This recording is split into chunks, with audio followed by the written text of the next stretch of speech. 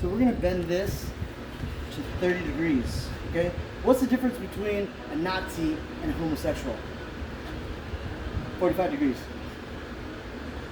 Okay, this is 30 degrees. That's 5 less than that, okay? So it's not as gay, but it's also not as racist. 0, 30. Put it over here. Zero it out. Is it at 0?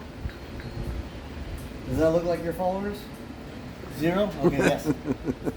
Now, we're just gonna fucking pump it up until it gets to 30.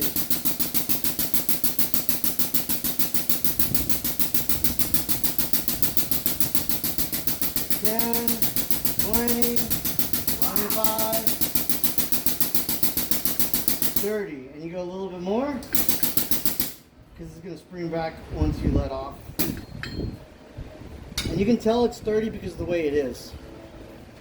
Nature's neat. Take this off. It's gonna be stuck in the die, so you gotta hit it a little bit right here. Back. Take the pin out. I like to let that hit the floor just to let you know that it still makes noise. And this is a bright idea.